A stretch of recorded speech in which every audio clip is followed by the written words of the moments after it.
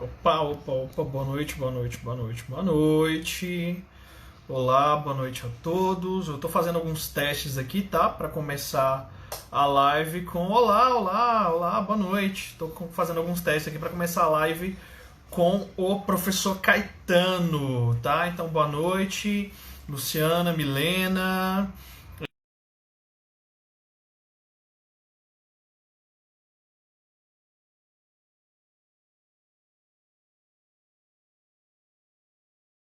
Caetano aí, Caetano, chama nós aí, cara, né? Vamos entrar aí, beleza? Ver se aparece a. Ué, por que o Caetano não pode participar, cara? Entendeu? Eu tô tentando aqui ajustar rapidinho. Oi, Bia. Oi, Bela. É... Não fiz besteira. O Coringa apareceu aí. Deixe-me. Ué, tem uma restrição aqui, cara. Eu acho que. Ó, apareceu aqui, cara. Deixa eu só responder ao Caetano aqui. Oi, Blanda. É, Blanda, tudo bem, Blanda? Boa noite, tudo certo? Tudo certo, Blanda, Bia.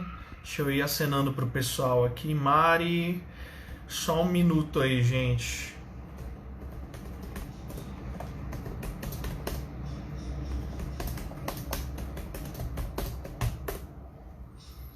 Ok. Boa noite, Blanda. Boa noite. Tudo bem, querida? Espero que esteja tudo bem. Oi, Bia. Oi, Bia. Não esqueci daquele seu recado, não. Daqui a pouco eu dou, viu? Deixa eu ter mais gente. Ah, eu tô organizando aqui a parte do. Tá aqui, ó. Opa! Milena, Blanda, Caetano, tá aqui, ó. Caetano, certo? Camarada Caetano aí. Todo mundo me ouve? Acho que todo mundo me ouve, né? Podem me dar um feedback, por favor. Vamos lá nessa. Que dia é hoje? Quinta, né? Terminando o mês de abril. Lá vem ele, gente. E aí, Rodrigo, tudo bem, cara? E aí, me escutando aí numa Tudo boa? bem? Beleza? Estamos aqui ajustando tudo aqui, beleza? Hoje eu estou Legal. de amarelo em sua homenagem. Ah, e eu tô de preto. Vim te homenageando. Ah, beleza. Isso aqui é o mais próximo que eu tenho de uma camisa do Brasil, assim. Então, tá, o Iron Maiden aqui, amarelo. E, Oi, Ju. Boa noite, Ju. Boa noite, boa noite, boa noite, boa noite. Tá tranquilo? Tá tranquilo? Oi, Mayumi. Tudo bem, querida? Fofinha, obrigado. Oi, Larissa. Olá, olá, olá, olá, olá. Eu tô organizando aqui uma parte de luz aqui, porque o negócio tá meio escuro aqui, né? Oi, Ju. Saudades, querida. Te prepara que daqui um dia é tu, viu, Ju? Já deixo avisado. Tá? Opa, olha aí. Agora temos é, um ninja ali, olha aí, cara. Entendeu? Devidamente paramentado, devidamente paramentado. Deixa eu ver, gente, tem essa pronto, essa luz foi a aqui, minha ela me de cega. Eu Sub-Zero. acho que deu uma melhorada essa luz esquisita aqui, cara. Não sei se.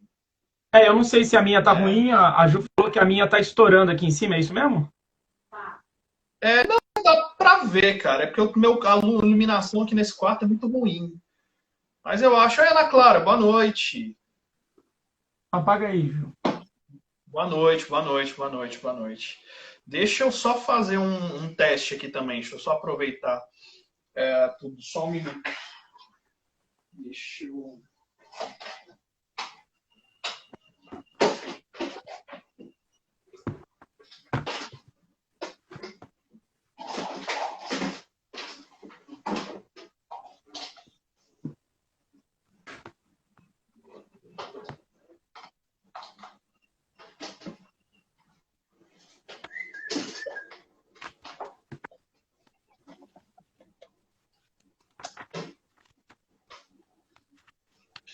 Deixa eu ver se vai fazer diferença aí, cara. Mais ou menos. Bom, Rodrigo, boa noite, meu querido. Boa noite, boa noite. E aí? Hoje a gente está concorrendo com a galera pesada, viu? Hoje a gente está concorrendo até com o Chitãozinho Chororó. Mas Aí, beleza, faz parte. é capaz então. A gente faz o que for possível aqui. Tudo bem, camarada? Então, a Gabi entrou, um monte de gente entrou aí. Boa noite a todos.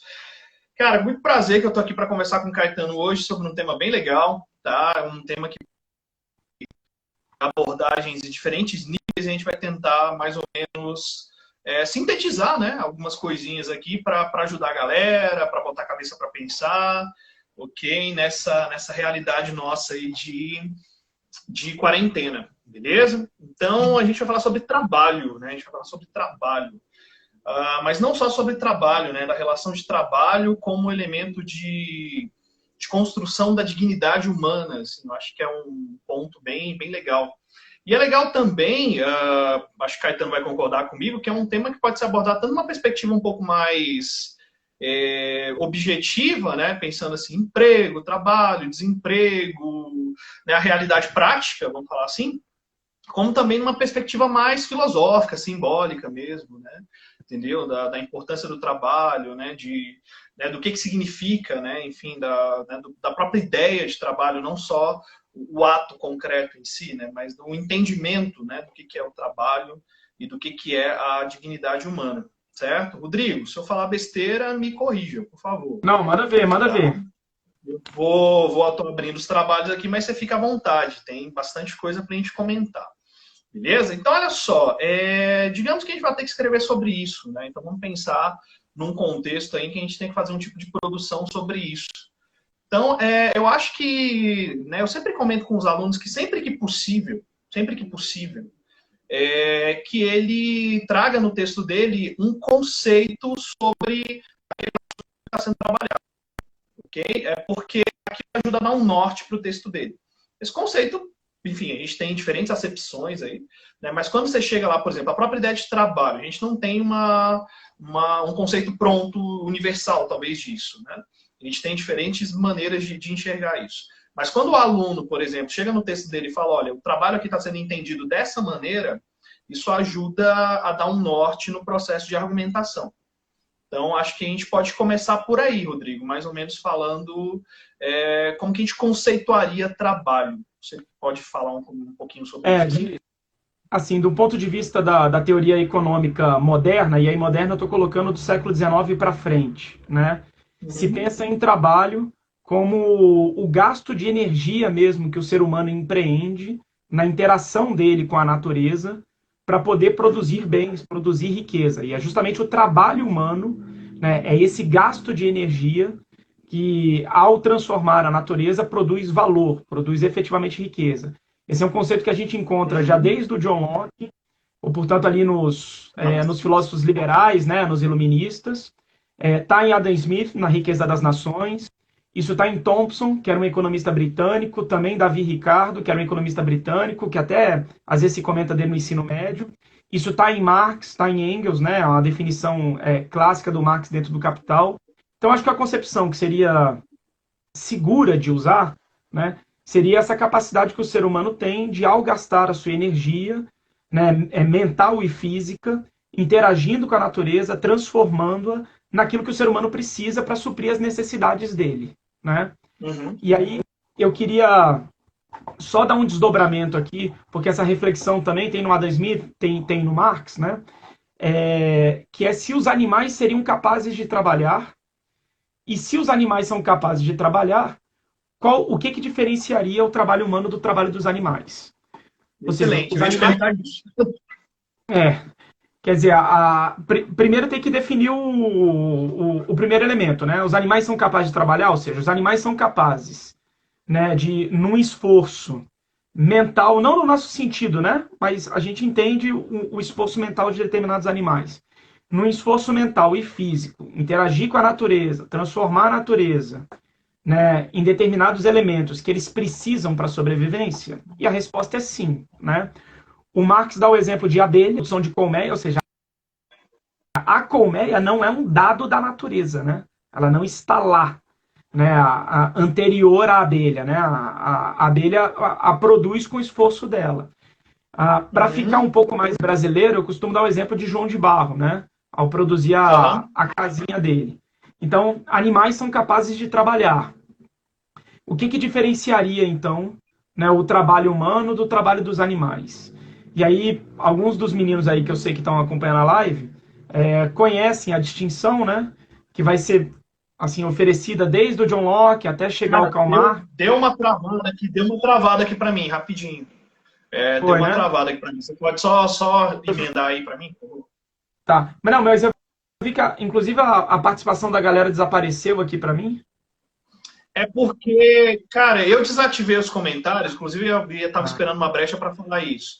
Porque os comentários ajudam a travar o vídeo, entendeu? A galera ficar comentando e tudo ah, por aí vai. Então eu vou pedir para a galera beleza, que mas quiser fazer alguma pergunta e tudo, mande na caixinha. Tem uma caixinha de pergunta aqui. Daqui a pouco eu abro. É só para ver se não tranquilo. trava, porque hoje a internet está concorrida. Não, beleza, beleza, beleza, tá feito. Então, Uhum. só para retomar o ponto, né? Se a gente conclui que os animais são capazes de trabalhar, né, porque conseguem interagir com a natureza, alguns deles usando inclusive a noção de ferramenta, né? Então, sei lá, Uhum. um macaco, né, que pega um pedaço de pedra para abrir um coco, por exemplo, aquilo constitui uma concepção de ferramenta. Então, o que diferenciaria o trabalho dos animais do trabalho humano? E aí a resposta, que até alguns alunos que eu sei que estão acompanhando a live aí já meio que sabem, é que o trabalho humano ele é dotado de vontade, né? Ele é expressão da liberdade humana, e o trabalho dos animais é orientado por instinto. O fato do trabalho dos animais Uhum. ser orientado por instinto não quer dizer que ele não possa mudar, né, ao longo do processo evolutivo. Ele é óbvio que pode. Mas, nesse sentido, o trabalho humano ser reflexo da vontade e da liberdade dele é o que determina, né? Tanto que a gente pode escolher essa profissão aqui e amanhã ir vender coco na Bahia, né? E fazer qualquer outra coisa, né? Então, isso já diferenciaria, né? A capacidade que o ser humano tem de interagir com a natureza, transformando, gastando sua energia mental e física para produzir objetos, né? Para suprir as necessidades das mais variadas, e não só necessidades que são essas mais prementes, assim, sei lá, necessidades primárias, né? De comer, de beber água, de moradia, de deslocamento, de comunicação. Mas tem um autor chamado Ernest Fischer, o título do livro dele é A Necessidade da Arte. Aí é bem Titãs, né? A gente não quer só comida, a gente quer comida, diversão e arte. Ou seja, o que seria da vida Isso. humana, né, sem arte, né, sem estética, né? E se for ver nesse sentido, o trabalho, por ser produção, o trabalho é arte, né? Ou seja, trabalho é Isso. arte, é algo que a gente produz.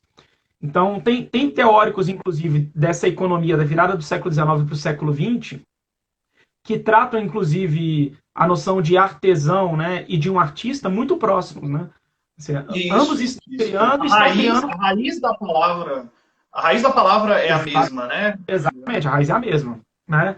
A famosa escola de Bauhaus na Alemanha, né, que é a inovação do design, né, ou seja, a preocupação do design, a preocupação da estética, unindo com a indústria moderna, né, tem justamente essa concepção, né, o trabalho do artista e do artesão, eles se aproximam, são criadores, né, porque tinha isso, né, Uhum. o artista como um lado intelectual, criativo, né, e o artesão como se fosse o trabalhador braçal puro, né, então o trabalho também envolve arte, né, Com esse é um aspecto certeza. até Só para para. esse é um aspecto até Não, para termine, por favor. é um aspecto até para desdobrar depois, né?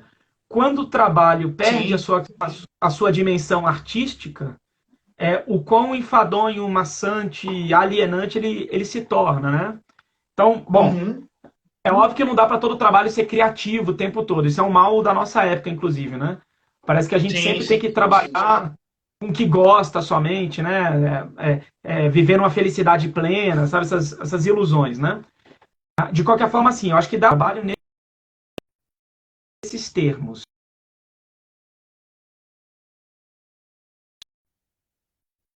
Cara, a internet tá desse jeito, mas vamos lá, cara, entendeu? Peço paciência. Eu tô aqui, eu peço paciência. Que a internet tá horrível, cara. Beleza.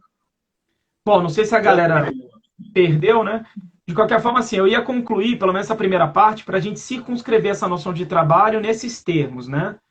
Como esse gasto energético mental e físico, a relação com a natureza, a transformação da natureza em bens que o ser humano precisa, né? E é isso que dá valor, isso aqui atribui riqueza às coisas, como fruto da autonomia do ser humano, da vontade e da liberdade dele. Eu acho que dá para colocar nesses termos, né? Pois é, então, ô, Rodrigo, deixa.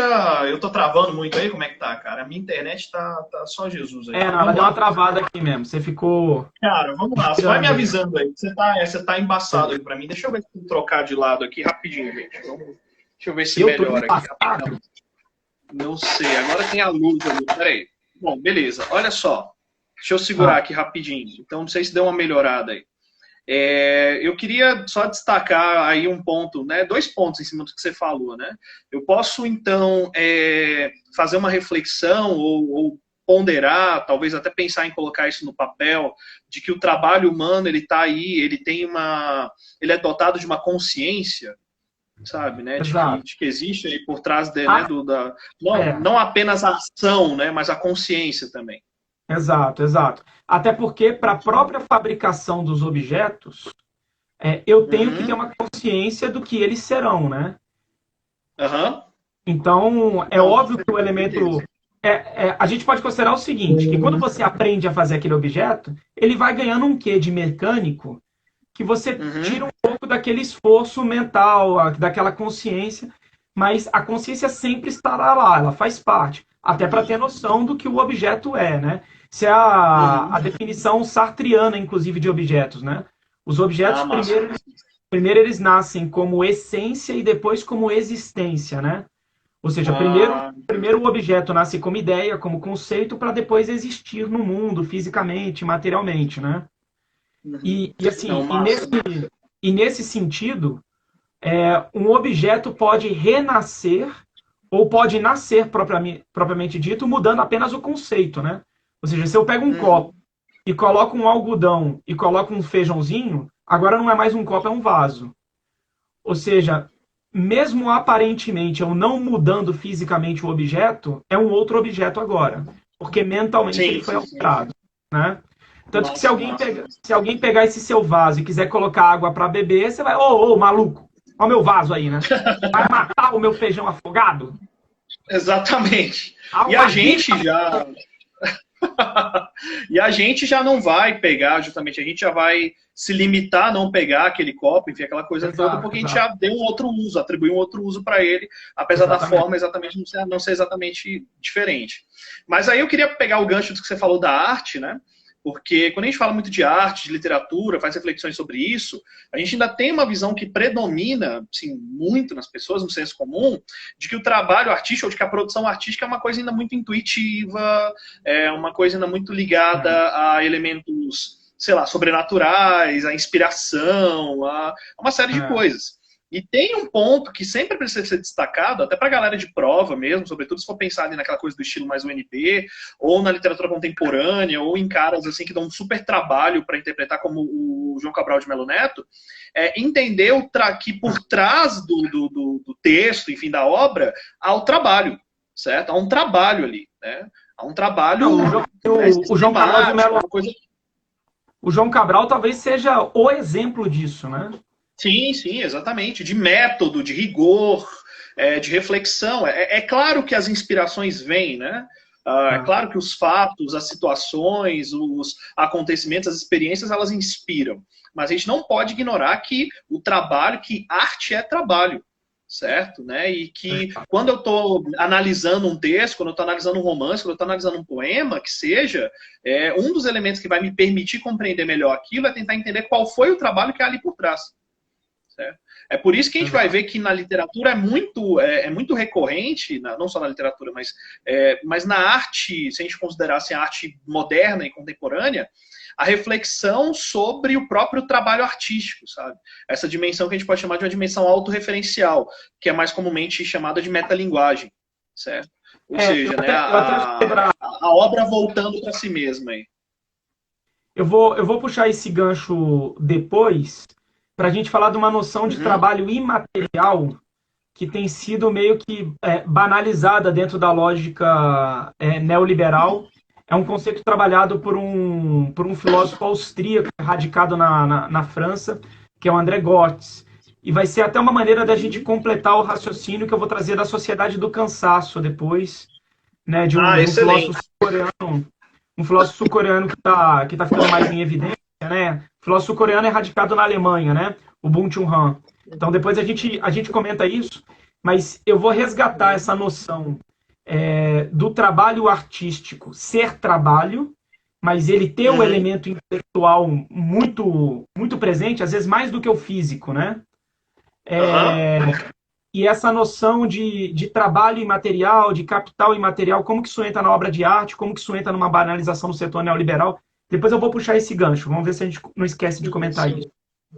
E esse gancho que a gente falou sobre a arte aqui, que vai ser inevitável, ele permite fazer uma ligação direta com aquela noção de dignidade, né? É, Numa reflexão de como que a arte ela é um elemento de afirmação da própria humanidade. exato. E assim, Certo, né? Então tem essas coisas, né, conectadas aí. esse conceito de dignidade, ele é um conceito, esse sim é um conceito bem difícil de ser trabalhado, né? O de Uhum, trabalho, ele dá para a gente circunscrever mais, né? Dar uma tateada. O uhum, de dignidade, ele gera muita polêmica, né? E assim, quando se fala uhum, dignidade, pelo menos assim, para a gente que está no universo de pré-vestibular, os meninos lembram, né, da Declaração dos Direitos Humanos, né? A Carta da ONU de 1948, quando se fala, né, na proteção da dignidade humana, mas o próprio texto não define, né, mesmo porque não era o propósito do texto.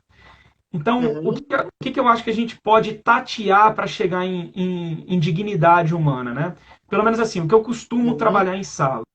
Eu costumo trabalhar a noção de dignidade quando a gente conversa nas aulas de filosofia sobre ética, pensando no sujeito ético dotado de algumas características, né? O sujeito ético dotado da consciência de si mesmo, da noção de eu, né? Ou seja, esse ente autorreflexivo, né, subjetivo, a noção que eu tenho de mim mesmo, né, e de estar no mundo, né, da minha dimensão e tudo mais. Esse eu ser dotado de vontade, ou seja, desse impulso de dentro para fora, né? Só que esta vontade, ela diferencia do instinto dos animais, porque esse impulso é um impulso consciente, né? E aí é vontade. Vontade é um impulso consciente. Então, uhum, consciente, consciência, né? Portanto, com conhecimento. Eu tenho conhecimento dos meus impulsos. E é por isso que eu posso exercê-los ou não, fruí-los ou não, e por isso que eu posso ser responsabilizado. Ou seja, um uhum, ser consciente de si, dotado de vontade, ele é livre e responsabilizável. Responsabilizável frente aos outros. Porque além de eu ter consciência de mim, eu tenho que ter consciência dos outros. A noção de alteridade, né? De alter, isso, né? isso, isso, isso, E isso, aí isso. a dignidade ela entra justamente quando este eu não consegue reconhecer os outros. Ou seja, a dignidade existe, e por isso que ela é elemento fundamental para a humanidade, quando o eu é capaz de reconhecer os outros e mais, reconhecer a si mesmo nos outros. Né? Uhum.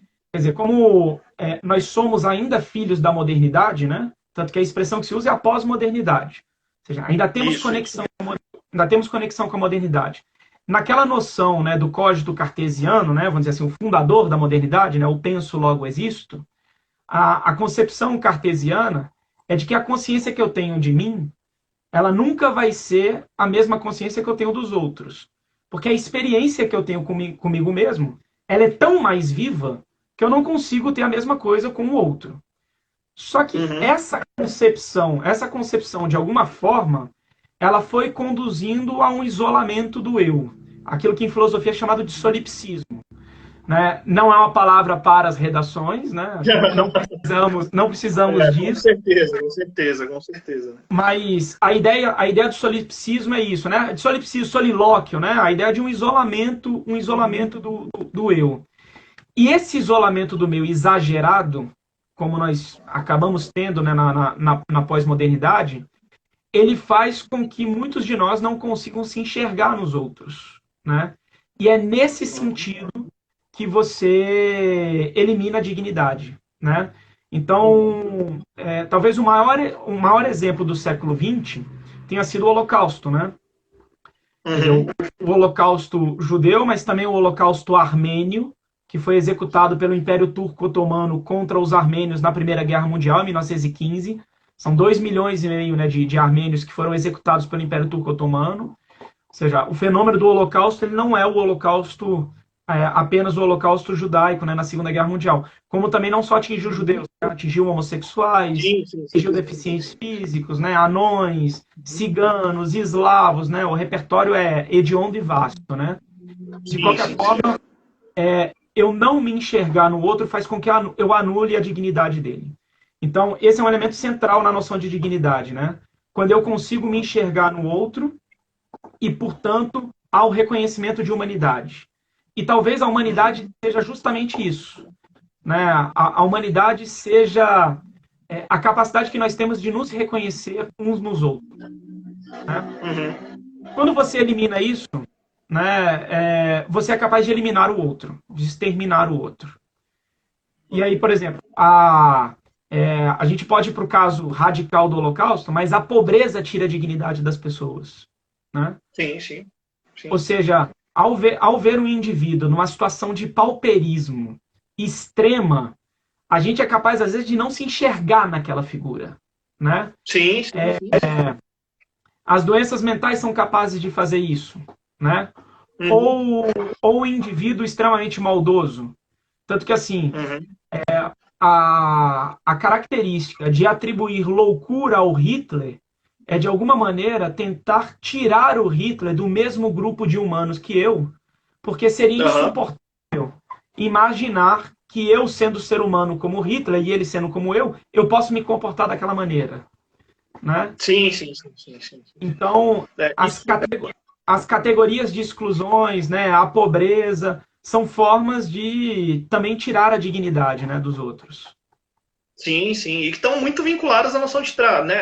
A noção de trabalho, não, ao trabalho no sentido que a gente tem aí mais senso comum do emprego, né? Da empregabilidade, da estabilidade, do salário, da remuneração. E pensando, voltando um pouquinho à frase lá, né? A ideia que a frase traz, ela permite que a gente, né? Eu gosto sempre de falar para a galera quando vai escrever sobre essas coisas, pensar pelo que está por trás daquilo também, né? Porque quando eu falo do trabalho como um elemento para a construção da dignidade humana, eu posso estar dando a entender também que a falta do trabalho implicaria uma falta de dignidade também, né? Sim, isso pode ser interpretado de diferentes maneiras, até para querer justificar e legitimar, por exemplo, exploração. Não sei se você concorda. Que é uma noção que a gente tem, às vezes, acho que crescente, uma noção meio distorcida do que é trabalhar. Até porque na história aí, o trabalho está vinculado, ele tem uma carga de punição também, não tem? No decorrer da evolução. Não, aí existe Não, a tradição judaico-cristã, né, tem esse elemento. Punição para o homem é trabalhar, né? Os trabalhos e os dias do Exíodo traz essa noção.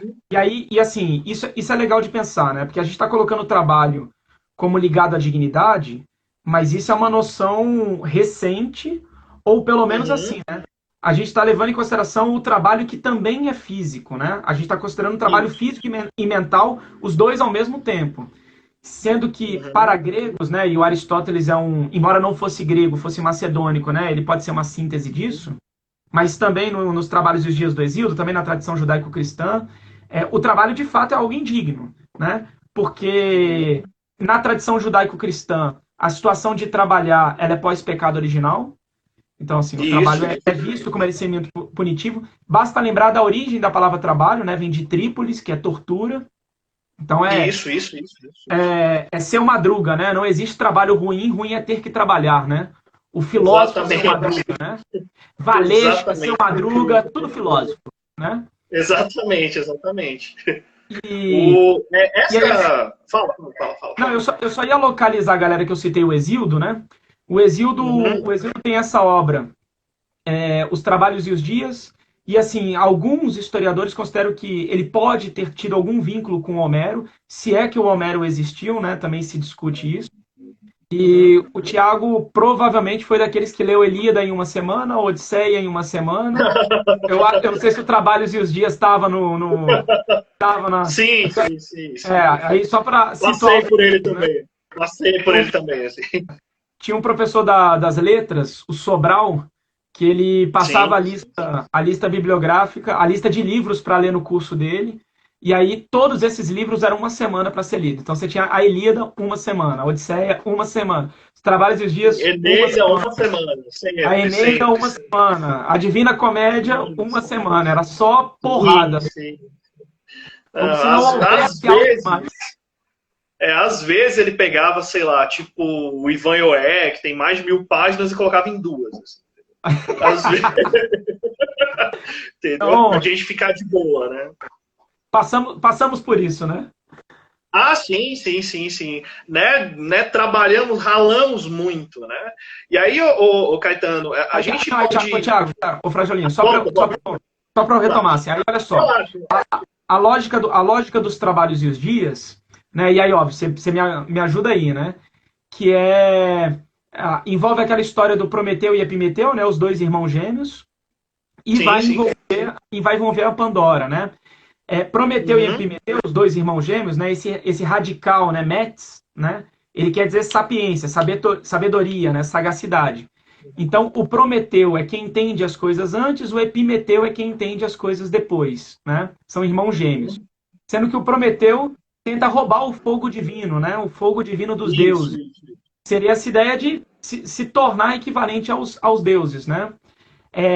Óbvio, com algumas aproximações, algo semelhante a comer do fruto da árvore proibida, né? Ou seja, Claro, tem claro, duas claro. árvores aqui que vocês não podem comer. É a do conhecimento e a da vida, né? Sim, sim. Então, Prometeu tenta roubar o fogo divino, é descoberto lá por Zeus, sai vazado, né, do Olimpo, e aí os deuses, em punição, acabam enviando, né, a caixa de Pandora, com essa mulher conduzindo a Pandora. Né, a portadora dos males também é uma mulher, assim como Eva, que induz a comer a maçã e tudo mais. Sendo que o Prometeu, ele alerta o irmão dele, né? De olha, se os deuses Uhum. enviarem alguma coisa, não aceite nada dos deuses. Para usar um vocabulário jovem atual, eles vão nos trollar, né? E aí, e aí a Pandora chega com a caixa. O Prometeu tinha dito para ele não aceite, mas não tinha explicado por quê. E o Epimeteu fica naquela, não, mas o Uhum. que aconteceu? Não, só não aceite nada. E aí eles recebem a caixa, o Epimeteu acaba abrindo a caixa, de lá saem todos os males da humanidade, todas as desgraças, né, a discórdia, a morte, as doenças.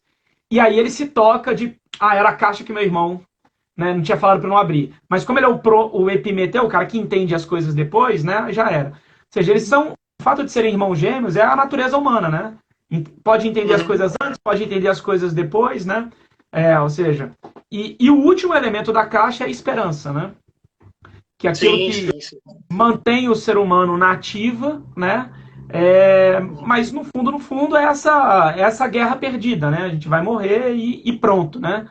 Mas estamos Uhum. aqui numa véspera de feriado, né? Do Dia do Trabalhador, né? Exatamente, Trabalho. exatamente. Depois eu comento, né? Exatamente. Porque é o Dia do Trabalhador no 1º de maio. Mas no Dia do Sim, sim. Trabalhador, lembrando a condição humana, que é, ao estar separado dos deuses, expulso do paraíso, você tem agora que trabalhar porque você é finito, né? E o ser Uhum. humano luta contra a finitude dele, né? Depositando o sêmen, depositando o esperma na terra para tirar o seu alimento e ficar vivo dia a dia, e depositando o sêmen, a semente, no homem e na mulher, ou seja, os dois fizeram merda e os dois vão ter que ficar juntos, faz parte da condição humana, né? Para ver se eu consigo ficar vivo nos meus descendentes, né? É a minha tentativa de deixar o meu rastro no mundo, né? Uhum. Então, se você quer ficar Isso, eterno, tenha filhos, né? E não fique postando o que você come no Instagram. exatamente. Trabalhe, né? Trabalhe. Tem Tá? a famosa expressão lá do tenha um filho, plante uma árvore e escreva um livro, né? Escreva um livro, exato. Relacionado com a produção. E aí, cara, a gente pode pensar, porque olha só, um tema como esse, né, é quase assim automático que se a gente for escrever sobre ele, a gente acabe fazendo uma trajetória histórica mesmo, né? Assim, né, Uhum. de como que isso é modificado, até porque, né, esses discursos acerca do trabalho, seja pelo lado da mitologia grega, seja pelo lado do cristianismo, da tradição judaico-cristã, eles não entravam em questões que hoje são muito, hoje assim, né, já há muito tempo, são muito fortes e decisivas, são, por exemplo, questões de classe, né? mas foram discursos utilizados para legitimar, por exemplo, que alguém trabalhasse mais, né, outro trabalhasse menos, outro não trabalhasse, certo? Não, então, E aí você vai... Eu tinha citado eu o sei Aristóteles. Ah, tá. Uhum. Não, de boa. E aí? Eu vou só terminar.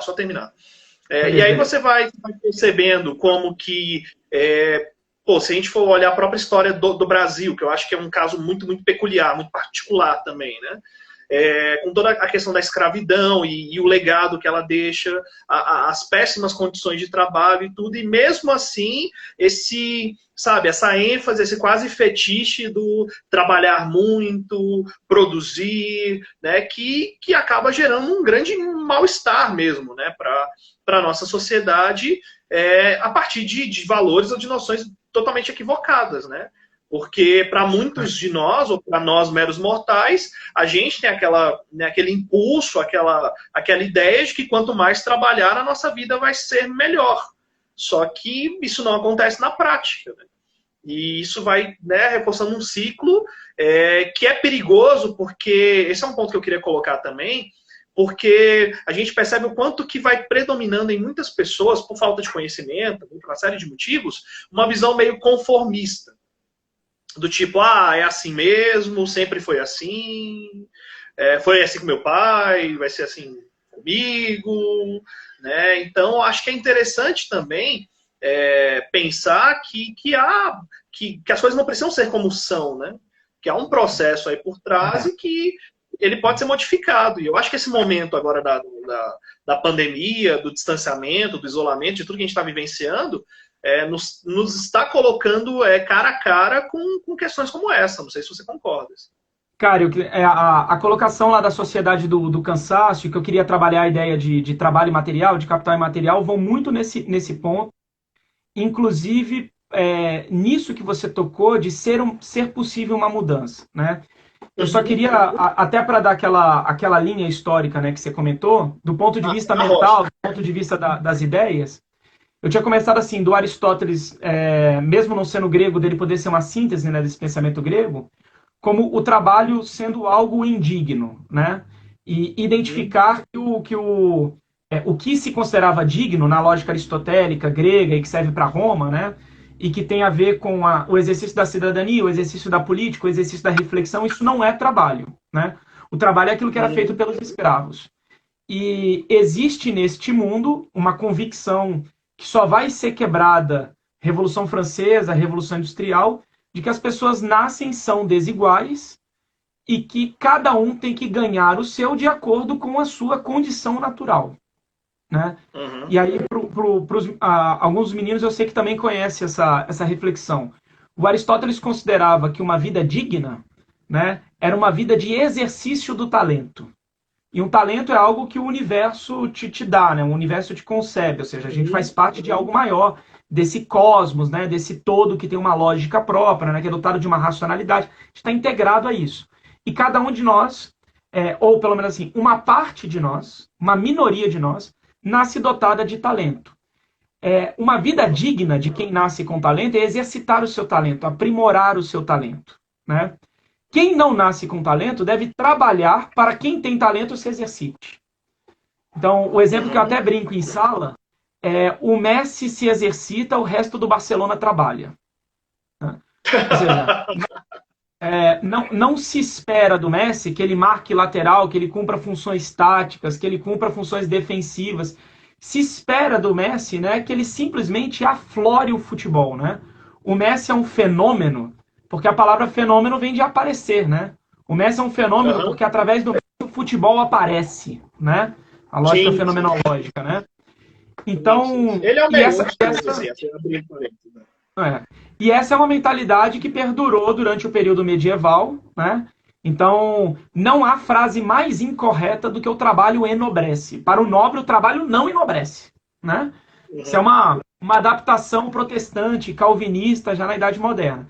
E justamente... Trabalho dignifica o homem, né? Exato. Mais ou menos essa ideia aí. Exato. E aí é justamente ao longo do desenvolvimento da classe burguesa, do sistema capitalista e no amadurecimento dele, que vai haver essa mudança de chave em relação ao trabalho. como trabalho algo dignificante, né? O trabalho como marca da condição humana e o modo, inclusive, como o ser humano se aproxima de Deus nas suas várias atividades humanas, né? O próprio Kant já é uma mudança, né, de divisão nisso, né? Eu até destaco, assim, eu não costumo, nas aulas de filosofia, ficar dando, ou fazer questão de dar dado biográfico para justificar a filosofia, porque as ideias do filósofo têm que se justificar por si mesma, né? Mas, eventualmente, dados biográficos, né, podem ser legais. O Kant não era uma figura considerada prodígio, assim, né? Ele era um estudante normal, mediano, e que só teve acesso a estudo porque a comunidade religiosa da qual ele fazia parte reconheceu o esforço dele e meio que pagou o estudo para ele. E o Kant dava aula na universidade, como em geral os professores davam. Não tinha salário e eram os próprios alunos matriculados que pagavam pela aula. Só depois, quando você era contratado, que você tinha lá uma remuneração estabelecida pela universidade. O Kant ele dava 9 disciplinas e ainda tinha 12 alunos particulares. Trabalhava igual um cão. Só quando ele foi realmente contratado aí pelo reconhecimento, que ele foi, inclusive, desenvolver o pensamento dele. E o Kant é a crítica ao Aristóteles. Ou seja, o que importa não é o talento, o que importa é o trabalho. Porque eu posso ser talentoso e usar para o mal. Ou seja, eu posso ter um bruto do talento em engenharia e usar para assaltar um banco. Então, o que importa é o esforço. E é uma nova mentalidade que está sendo construída. Né? Entendi. Aí, esse aspecto do elemento de classe leva em consideração a lógica da exploração do trabalho, que nem vou desenvolver porque os alunos têm mais acesso a essa informação. Mas o que é fundamental aqui é considerar que na lógica dos teóricos de esquerda, e é óbvio que o Marx é a grande influência, né? Como o trabalho é algo do ser humano, né? Quando eu sou alienado do meu trabalho, eu posso recuperá-lo. Ou seja, eu posso fazer algo para mudar essa estrutura. Mesmo porque essa tradição marxista, ela identifica em um grupo social, né, os detentores da exploração. Então eu posso ir lá e direcionar a minha revolução, a minha mudança, a minha indignação para esse grupo. Agora, o fenômeno que é apontado hoje, e aí vamos ver se tem tempo de eu desenvolver um pouco aqui do Tio Han, né, da sociedade... Manda pra mas o que rola muito hoje é que com essa mentalidade do empreendedor, né, como se o self-made man pudesse ser cada um de nós, ou seja, compra uma bicicleta e comece a fazer entregas, né? O esforço está aí. O Bogado, inclusive, fez uma postagem no Twitter dele, relatando o ano que ele ficou na Rinodê. E o quanto havia essa mentalidade coach, né, dos líderes, se você não está conseguindo fazer as vendas, se você não consegue atrair mais pessoas, é porque você não está se esforçando, é porque você não está buscando. A mentalidade do loser, do fracassado, sabe? E você que tem que correr atrás, você tem que ser um hipercomunicador, né? Você tem que ser uma figura multitarefa. Tudo isso está na teoria do Byung-Chul Han, né? No Sociedade do Cansaço, né? Esse homem multitarefa. Jornalistas hoje perderam especialidades, né? O mesmo jornalista tem que saber fotografar, editar. Se a moda pega, nós professores agora vamos ter que dar aula, gravar os nossos vídeos, editar os nossos vídeos, subir os nossos vídeos. Temos que ser exímios comunicadores nesse veículo aqui, ter uma edição atrativa. Temos que fazer os vídeos no tempo da internet, 9 minutos, 40 minutos, ninguém fica na porra desse vídeo. Quem é que vai ficar nessa live aqui? Né? Com a gente falando horas. Então... falando sobre trabalho, véspera de feriado, internet assim, ruim. Não, e outra, tem a ver com... Então, assim, tem a ver com isso, né? A gente está numa situação de pandemia, uma crise generalizada, né? Algo, às vezes, muito maior do que a gente consegue dimensionar, inclusive no Brasil, que os dados são subnotificados, né? Quer dizer, os Estados Unidos têm na escala dos milhões de testes, né? A gente tem na escala dos 1000 testes. A gente tem quase testes quanto o número de mortes, né? É um negócio absurdo. Então, e ao mesmo tempo, estamos aqui, sabe, pensando em preparar o vestibular, tarará, tarará. Então, é tudo muito over, né? Sim, sim. Ô, Caetano, rapidinho. Deixa eu só reforçar, porque pra galera que tá aí rodando, tem uma caixinha aqui que é uma caixinha para alguém, se alguém quiser fazer alguma pergunta, tá? Né? Só para dar uma reforçada, assim, porque eu desativei os comentários para não ficar instável, né? Mas só queria reforçar isso aí, porque pode ter gente entrando e tudo. Mas volte, por favor, desculpa aí. E, e aí vira uma lógica do trabalho totalitário, né? Ou seja, a gente passa a trabalhar a qualquer momento. Mesmo porque nós temos tecnologia que justifica isso, né? Ou seja, eu te mandei um e-mail, abre o seu celular e veja, né? Sim. Eu te mandei o WhatsApp. Então, o trabalho é total. E nessa lógica de que cada um pode ser o próprio empreendedor, cada um pode ser a própria empresa, né? A MEI, o microempreendedor individual, né? Faz com que você seja o próprio explorador. E se você é o explorador de si mesmo, e o que é muito doido, né? A gente vive uma liberdade coercitiva. Essa é a expressão que o filósofo sul-coreano usa, né? Ou seja, a gente é uma expressão boa, hein, cara? Essa é uma expressão boa. Eu vou escrever o nome dele aqui depois. Vou escrever o nome dele depois aqui pra galera.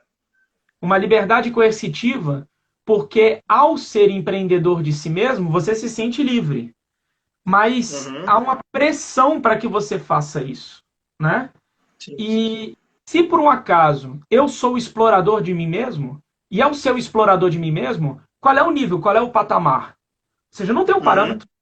Né? A escala é sempre ascendente, a escala é sempre assim. Você pode sempre mais. Né?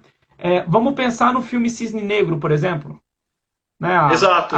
A personagem lá da Natalie Portman, né? Que é um filme excepcional, inclusive. Se alguém não viu aí, que veja, né? É do Aronofsky, né? Que é o diretor, né?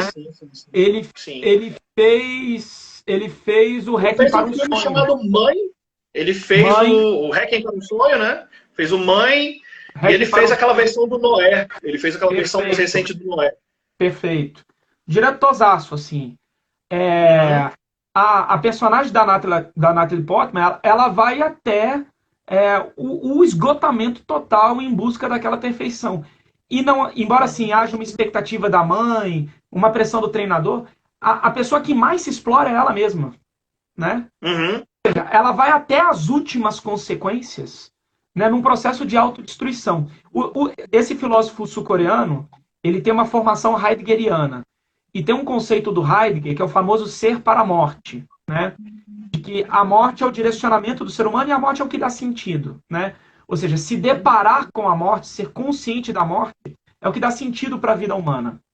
Ou seja, a vida humana que não tem sentido nenhum metafísico, ou seja, na lógica do Heidegger, né? Não é Deus, não é o Estado, não é a família, ou seja, cada um de nós, mas nós só vamos conseguir dar significado efetivo à nossa vida quando encararmos a condição finita humana, né?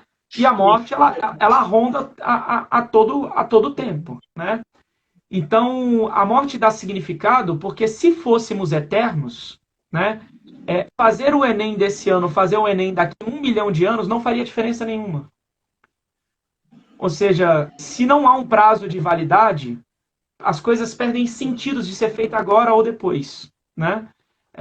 Eu costumo brincar em sala que no período de colégio, quando se passa um trabalho, né, para fazer em casa, se faz o trabalho na véspera, se estuda para a prova na véspera.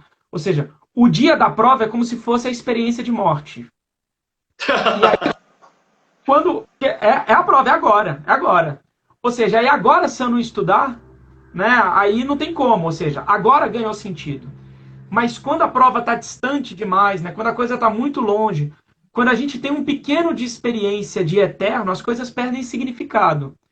E o Rum, ele vai colocar que essa lógica do empreendedor de si mesmo, essa uberização, né, que tem acontecido, né, o fenômeno do... como é que é a porra do aplicativo de chamar? É a uberização mesmo, né? O iFood, Uber, aquela coisa toda, né? É a precarização do trabalho, né? O empreendedor de si mesmo, ele faz com que o ser para a morte seja radicalizado. Radicalizado não como aquilo que vai dar sentido à minha vida. mas a pessoa que vai morrer de trabalhar esgotada e não vai ter dado sentido à vida dela, né? Ou seja, vai ser nesse excesso produtivo. E aí? E você fez o que da sua vida, né? Lá no seu leito de morte, você vai dizer que você fez o quê? Realizou o quê? O que você cultivou, né? Eu tô muito com Titãs na cabeça. A música do Titãs, Epitáfio, né? Que eu devia ter feito, Sim. eu devia ter feito isso mais, devia ter feito aquilo mais, devia ter feito isso mais, né? Se eu soubesse, eu devia ter amado mais, eu devia ter brincado mais, eu devia ter saído na chuva, eu devia ter visto o sol se pôr, né? Então, alô, tá todo mundo escutando aí? Tá Sim, escutando? Ah, que apareceu um barulhinho cara, aqui. sim. É o meu celular, tinha Ah, alguém resolvendo me ligar essa hora aqui. Cara, só para fazer uma brecha aqui rapidão, tem um filme que eu sempre indico para os alunos, é um filme que faz uma reflexão sobre tempo e que também tem uma noção boa sobre isso aqui, que é um filme que eu gosto muito, se chama Mais Estranho que a Ficção. Ele é um filme leve, no sentido assim, de que ele tem uma coisa de comédia, ele é um filme metalinguístico, que ele fala sobre escrita também, mas a história do protagonista é exatamente essa, entendeu? É um determinado momento em que ele tem que se deparar, em que ele se depara com a iminência da morte, e começa esse processo de caramba, né? Eu vou morrer, e aí o que foi que eu fiz, né? Eu estava aqui, curiosamente, ele é um fiscal da Receita, né, federal, né? Aquele cara assim, imerso no trabalho, sem amigos, sem família, morando sozinho com um gato, que é bastante simbólico ali, né? Eu sempre falo para os meninos, né? Tem que estar morando sozinho com um gato, né? Ou seja, que sugere ali, né, aquela frieza, enfim, aquela coisa toda brincando. Né? Só que o jogo do filme é porque o filme tem duas instâncias, né? Você tem uma escritora escrevendo a história e a história é a história desse cara, entendeu? Aí, num determinado momento, ele ouve ela escrevendo, ele ouve a narração dela, ela narra o filme em off. Aí ele ouve ela falando que ele vai morrer. Aí, a partir daquilo ali que é um filme, aí do filme se torna, né, mais interessante, enfim, aquela coisa toda.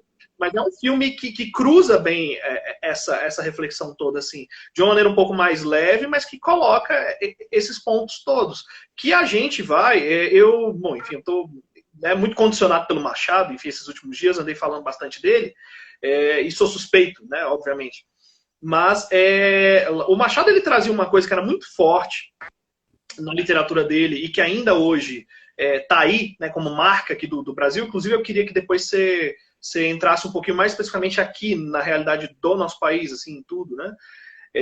Não que, bom, a gente já falou, mas só um pouco mais específico, que é o quanto que a gente acaba, a partir do momento que você cria um certo discurso, né, você estabelece um certo discurso ali bem feito, bem encadeado, bem organizado, mesmo para você pregar as coisas mais absurdas, a forma do discurso vai assumindo um grau de verdade e as pessoas vão tomando isso.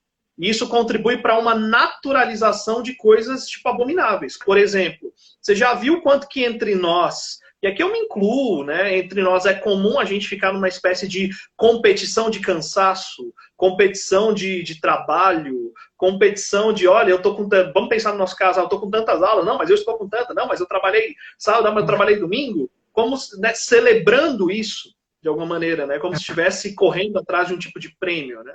E a gente vai naturalizando esse tipo de coisa, né? Como vai naturalizando a questão do trabalho precário que a gente tem aí, né? Inclusive porque tem um certo grau, você vê o carinha, de capacete colorido, mochilinha colorida, na bicicleta descolada, então soa como um trabalho, digamos assim, descolado, né? Uma coisa assim, né? E isso está dentro de uma esfera de modificação no trabalho, né, que é mundial, também atinge aquilo que é mundial, e que precisa ser bastante discutida, ou seja, que não pode ser simplesmente naturalizada, que era aquele ponto que eu tinha colocado da visão conformista. Para os alunos, assim, de modo geral, e não só para esse tema, é muito importante que ao fazer essas constatações, que a gente reflita sobre isso, que a gente marque, né, a opinião dizendo que essas coisas não são coisas boas, não são coisas positivas, mas que a gente não caia na visão fatalista, tá? É muito importante isso. Né? Por mais que o cenário não seja, às vezes, favorável, é importante que na hora de escrever a gente não caia na visão fatalista, né? De tipo, olha, vai tudo por água abaixo mesmo, né? E já era. Tá? Então, esse é um ponto aí que eu queria colocar. Mas, por favor, eu falei do Mais Estranho que a Ficção, né? Fica essa outra dica aí. Tem outros filmes para indicar também. Vamos lá. isso é muito, muito reflexo da ordem neoliberal que se instaurou ali a partir da década de 70, né, 80, né? Ou seja, na lógica histórica, né, o neoliberalismo vem fazer a sua crítica à forma que o capitalismo se comportou para solucionar a crise de 29, né? Uhum. Então, a referência para os meninos é o keynesianismo, né? Isso, E isso. esses teóricos neoliberais, eles já estão atuantes, fazendo as suas críticas, logo ali depois da Segunda Guerra Mundial, né? Nas famosas escolas austríacas, né, com von Mises e von Hayek, e na escola de Chicago, com o Milton Friedman, eles já estavam ali. Só que a lógica keynesiana, né, vamos dizer assim, ela recuperou tanto o capitalismo, ela deu certo, que naquele momento as críticas ficaram abafadas. Mas Uhum. como os gastos e as dívidas estatais vão aumentando, o discurso que se teve, né, quase que hegemônico ali da década de 70 para a década de 80, era uma retirada do Estado, o que implicava, né, numa flexibilização das leis trabalhistas e das condições de trabalho. Então, por exemplo, na reforma que teve no Brasil agora em 2017, né, Uhum. tem coisas como determinados trabalhos que são considerados insalubres, né? Eles não poderiam ser feitos por uma trabalhadora que estivesse grávida, né? Gestante. E a reforma trabalhista agora colocou que se ela tiver um laudo médico, né, dizendo que aquele trabalho, mesmo sendo insalubre, né, não vai trazer grandes consequências, não vai contribuir, né, para uma gravidez de risco, algo assim, ela pode exercer, né? Então, de fato, você Uhum. vai afrouxando determinados laços, né? A, o, a demissão de trabalho, por exemplo, ela tinha que ser efetuada no sindicato, né, com a presença do advogado sindical e do advogado da empresa, né, do responsável da empresa está fazendo a demissão. Agora ela pode ser feita dentro da própria empresa, né, com a presença Uhum. do advogado sindical, mas pode ser no ambiente da empresa. O que, obviamente, dá uma outra dimensão para a coisa, né? Porque a capacidade de pressão, né? Quer dizer, então, essas flexibilizações, né? A Uhum. jornada que podia ser de 8 horas diária, né? Agora ela já pode se estender entre um turno e outro, que era de 1 hora de pausa, agora pode ser de meia hora. Então, Isso, exato, exato. Né, o horário de almoço, né? Há toda uma sim, questão aí. e isso tudo atinge esse trabalho material que a gente está considerando. Para carga horária de trabalho, né? O deslocamento dentro da empresa era considerado, né? O período que o trabalhador está se deslocando, né? Ou está se vestindo, está se preparando, isso tudo agora é descartado para considerar como hora de trabalho, né? Então, se ele está se Exatamente. deslocando mesmo dentro da empresa, e é uma empresa grande, né? Sei lá, imagina uma dessas grandes indústrias, aquilo não é contabilizado como hora, né? E isso tem a ver com esse trabalho clássico, né? Esse trabalho material. Eu vejo a pessoa fazendo esforço físico e mental.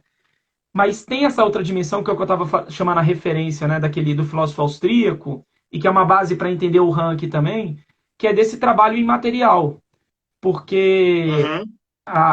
o que eu citei lá do Bogado no Twitter, né, fazendo um relato da experiência dele na Rinodê. Ou seja, quando você é um empreendedor ali da Rinodê, né, a qualquer momento você pode vender o seu produto para as pessoas, né?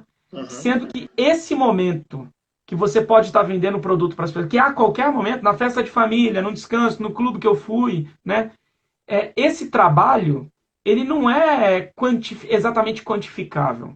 E fora que para esse cara Uhum. ser um bom vendedor, ele tem que se qualificar de bens culturais, de comunicação, de referência, que não são coisas que ele adquire na empresa, não são coisas que ele vai lá e faz um workshop pago pela empresa. Não, você tem que buscar atrás, você tem que buscar referência. E aí o cara tá de noite antes de dormir vendo vídeos no YouTube, né, de como trabalhar bem aquilo, como ter acesso àquele conteúdo. E aí vai se desenvolvendo a lógica do conhecimento como a principal forma de trabalho. E não necessariamente o Uhum. trabalho material clássico. Só que o conhecimento, como é que a Uhum. gente mensura isso, né? E aí é, e é engraçado isso, porque o conhecimento ele não é mensurável para a remuneração, mas ele é mensurável para valorizar o produto, né? Ó, a Ju tá. Ó, deixa eu te avisar rapidinho aqui. A Ju fez comentários. Ó, ela vai acabar em 20 segundos, aí eu vou abrir outra, tá? Porque o Tá, limite é 1 hora. Beleza? beleza. Mas tranquilo, só pra você saber aí. Tá? Agora 10 segundos, mas não estranhe. Se você quiser esperar, eu já abro outra e você retoma. Fica tranquilo. A Ju tá falando aqui. Não, eu espero. Pode acabar aí, a gente volta.